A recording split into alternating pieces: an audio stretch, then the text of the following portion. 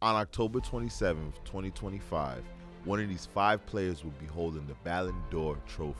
The golden ball that Messi and Ronaldo passed back and forth for over a decade now belongs to a new generation of superstars. And we're about to show you exactly who has the best shot at winning it in 2025. From the lethal finishing of Harry Kane with his 32 goals across competition, to the rise of a teenage phenomenon, Yamal, to the insane production of Salah with his 54 goal contributions, we're breaking down exactly who deserves to be called the best player in the world right now. Alright, let's talk about Kylian Mbappé. Mbappe's at Real Madrid right now, and he's cooking. Center forward role, he owns it. But is he really the lock for Ballon d'Or 2025? Everyone thought his move to Madrid would make him the automatic favorite, but it's not that simple. He's got 28 goals in all competitions this season, which is solid, but not mind-blowing for a guy who's supposed to be the best in the world. Here's the thing.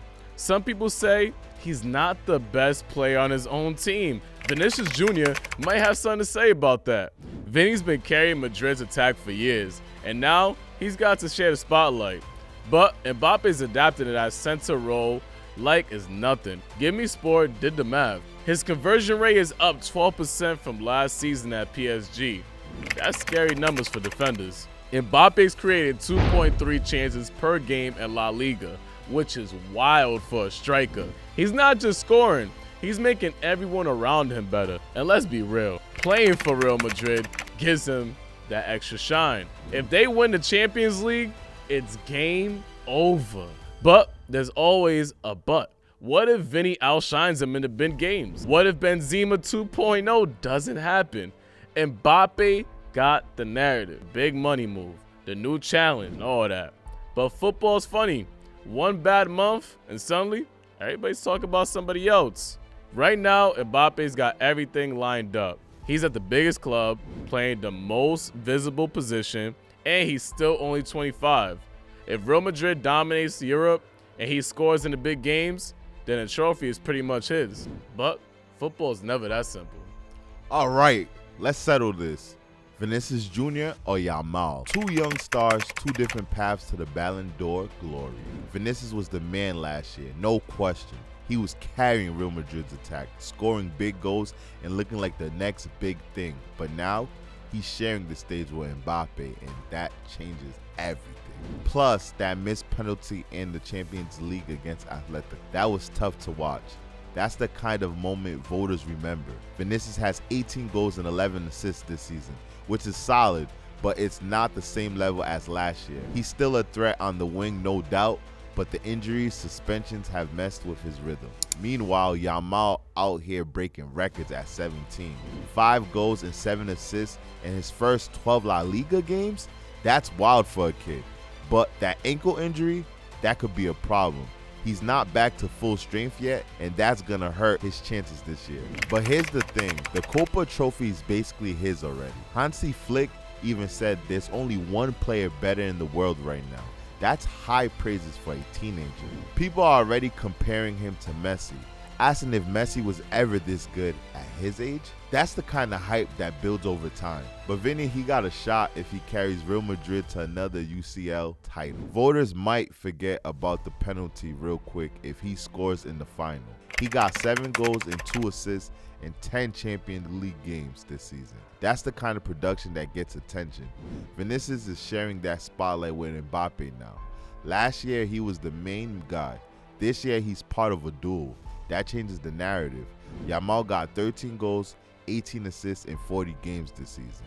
That's more assists than Vinícius, and he's doing it at 17. But the injuries messed with his momentum. He was on fire earlier in the season, but that ankle problem slowed him down. Still, the potential is there, but the Ballon d'Or voters love consistency, and Yamal still got to prove he can do it over a full season. Vinícius is ranked 9th in the Ballon d'Or 2025 rankings right now.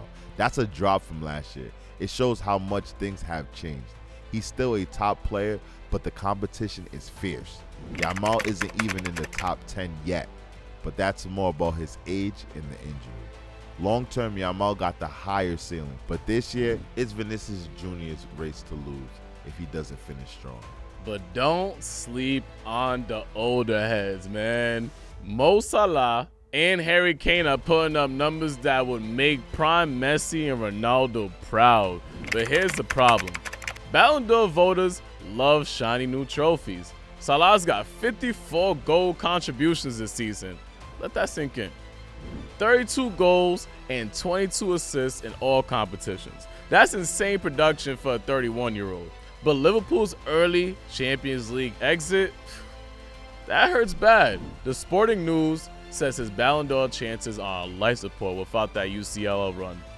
He's been cooking in the Premier League though. Braces against Spurs and Newcastle, big goals against Arsenal, Chelsea, City, and United. But here's the thing. No Club World Cup for Liverpool this year.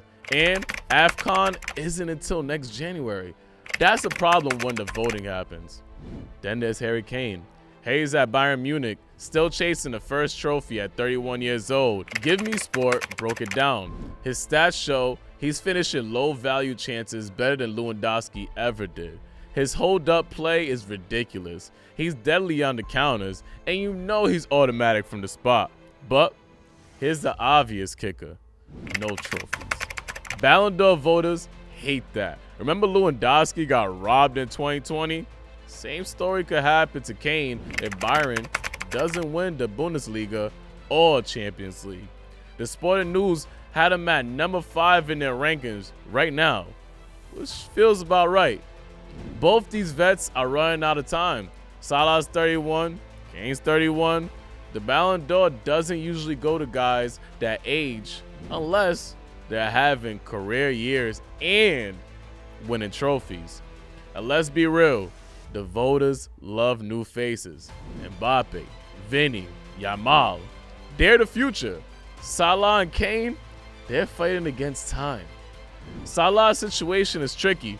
He's putting up numbers that should be a lot for top 3. But without that Champions League pedigree, this season is tough. The Sporting News has him at number 2 in their rankings, which feels generous considering Liverpool's trophy cabinet this year. His Premier League form is carrying his case, but is that enough? History says no. Remember when Suarez scored 31 in 2013, 2014 and didn't win anything? Man, he finished 5th in voting. Kane's got a slightly better shot if Bayern can turn things around. They're still in the Champions League. And if he drags them to the final with some big performances, that could sway voters.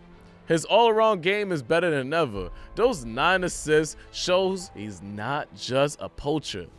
But the no trophy narrative is hard to shake. Ballon d'Or loves winners. And right now, Kane is still searching. Who saw Rafinha coming? The legend Henry's out here saying he's leading the Ballon d'Or race. That's wild for a guy who's supposed to be Barcelona's second option. But here's why it makes sense. That hat trick against Bayern was ice cold. 3 goals against Germany's Giants? That's the kind of performance that gets you noticed. Under Hansi Flick, he leveled up big time. 13 goals, 9 assists in La Liga, plus 9 goals and 4 assists in the Champions League. These aren't just good numbers, they're Ballon d'Or contender numbers. But there's the problem. Barcelona got Yamal stealing the spotlight, and now Lewandowski's back in form too. Can Rafinha stand out when he's sharing the stage? That's the question. He's been clutch in big games, scored the winner against Benfica in the first leg and put up goals against Dortmund too. But voters are fixed with main characters. And at Barcelona, it's hard to be the main guy when you got a 17-year-old phenomenon and a highly seasoned player with extremely decorated career. Then there's Ousmane Dembele.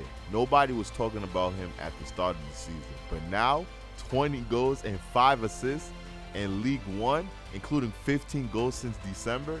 That's insane production. And after PSG beat Liverpool in the Champions League, suddenly everyone remembered how good this guy can be. He scored 9 of his last 10 games. If PSG makes a deep UCL run and he keeps this up, he could sneak into the conversation real quick. Don't sleep on Jude Bellingham either. Yeah, he's not putting up the same numbers as last season, but 11 goals and 11 assists from the midfield is still crazy. Real Madrid shifted him into a more hybrid role, and he's still killing it. Top 5% in passing metrics and successfully takes on progressive passes. That dude does everything. Don't let this man start cooking up for the rest of the season, because that can shake up the outcome of everything. Rafinha got the stats to back it up too. More chances created and higher expected assists than Salah this season. That's wild when you think about it. The difference is Liverpool, other attackers finished better than Barcelona. Barcelona is still in the hunt for multiple trophies, and that helps his case big time. But there's the thing about dark horses. They need everything to break right. A UCL title, a big international tournament, and a no clear favorite. 2025 might be the year. If Real Madrid doesn't win the Champions League, that opens the door for others to take the trophy. So who really got the best shot? Mbappe's the favorite right now, but one bad month changes everything. Remember when Modric won in 2018? Nobody saw that coming. Ballon d'Or races are wild like that. Rodri won last year, and now he's hurt. That's how quick things can flip. Mbappé could dominate, but Vinícius could steal it if he dominates to help Real Madrid secure the UCL title. Yamal's the future, but presently might not have done enough to win the trophy this year.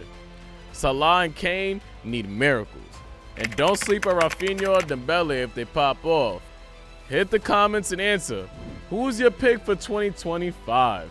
And guys, make sure you guys like up this video if you guys rocked with it. And if you want more videos, we got a lot more that's coming up, man. We have the rivalry between Messi and Ronaldo. We also got the bigger rivalry, which is Barcelona versus Real Madrid, and a whole lot more, man. So make sure you guys are locked in, and we'll see you next time.